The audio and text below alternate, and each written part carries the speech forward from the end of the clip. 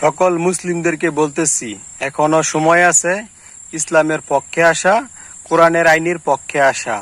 এখনো যারা আপনারা কোরআনের আইনের ইসলামের বিরুদ্ধে রাজনীতি করতেছেন, এখনো সময় আছে ইসলামিক রাজনীতি দলের সঙ্গে যোগ দেন, কোরআনের আইনের সঙ্গে একমত হন। ইসলাম ছাড়া কোনো উপায় নাই, কোরআন ছাড়া কোনো উপায় নাই। একমাত্র রহমতের মালিক হচ্ছে আল্লাহ। আর আল্লাহর দেওয়ার কোরআনের আইন যারা মানে না, কোরআনের পক্ষে যারা নাই, তাদের অবস্থা খুবই খারাপ হবে, সেটা দুনিয়ায়ও পরকালেও। এখনো সময় আছে, ইসলামের পক্ষে আসেন।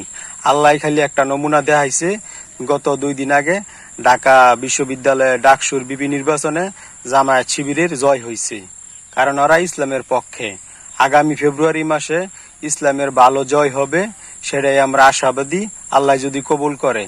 তো জয় হবে কি না হবে সেটা কোনো বড় কথা নয়। আপনারা ইসলামের পক্ষে থাকবেন, ইসলামের পক্ষে আসবেন, এটাই হচ্ছে বড় কথা। আর একটা কথা মনে রাখবেন, ইসলামের পক্ষের আসার আগে আপনার যেই কাজটা করা লাগবে, আপনাকে নিজের ভালো হইতে হবে, নামাজ পড়া লাগবে, রোজা থাকা লাগবে, রাসূলের সুন্নত থাকা লাগবে। মনে রাখবেন, ইসলামিক দলে আসলে আপনাকে ইসলামিক দল থেকে কোনো টাকা পয়সা দিবে না। আপনার হয়তো আরো নিজের পকেট থেকে ইসলামিক দলে টাকা পয়সা খরচ করা লাগবে। ইসলামিক দল টিকে রাখার জন্য ইসলামিক দল কাউকে কোনো টাকা পয়সা দেয় না, আরো খরচ করা লাগে। আপনি যদি বেকার থাকেন, কর্মজীবী হন, তাহলে ইসলামিক দল করতে আপনি পারবেন, আপনার দ্বারা সম্ভব হবে।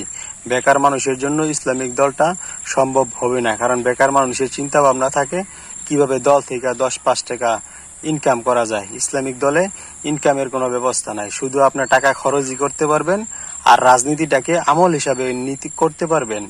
ঠিক আছে? আর আমার সাথে যারা একমত আছেন, চ্যানেলটাকে সাবস্ক্রাইব করবেন, ফলো করবেন, লাইক করবেন।